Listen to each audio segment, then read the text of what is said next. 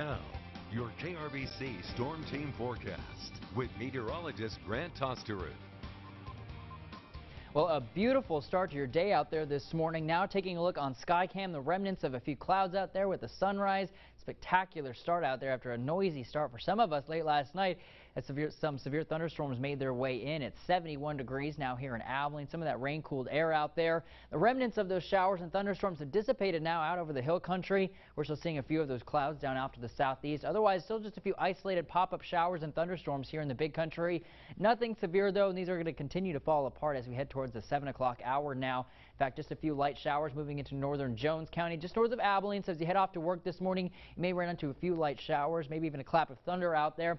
Otherwise, another cell just moving through Winters right now, but that is the extent of any rain or thunderstorms out there. We did see some pretty good rain totals in the past 24 hours since those storms started to move in late last night, especially off to the northwest. Over 2 inches radar estimated up in Knox County, an inch in Haskell County. Here in Abilene, radar estimates about 2/10 of an inch, but officially at the airport, we only received about 4/100 of an inch out there, so that's what's going to go down in the record books. Anywhere from about 1/10 to half an inch fell in parts of Shackelford County.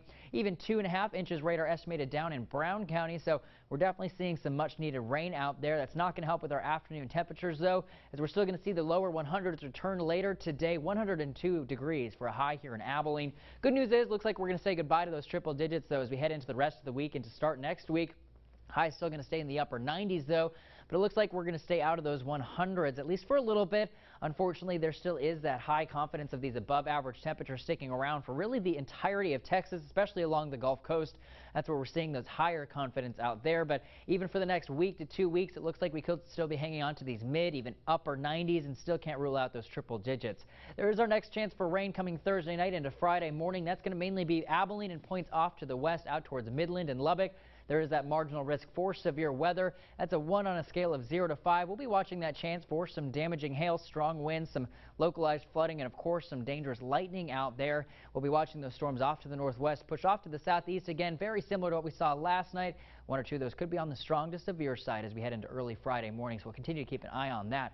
Otherwise, high is going to be in the 70s this morning. We're already going to warm into the 90s by lunchtime, mid-90s out there. 94 degrees here in Abilene by noon. Staying sunny to mostly sunny, maybe a bit on the breezy side, but check out all these 100s that return later today by 5 o'clock. Many of us going to break that century mark today, even here in Abilene. That's because there's a heat advisory that's been in effect. Because of that, for most portions of the central big country, that lasts until 7 tonight, because we'll see 102 degrees for a high here in Abilene later today, cooling back into the mid-70s by tomorrow morning.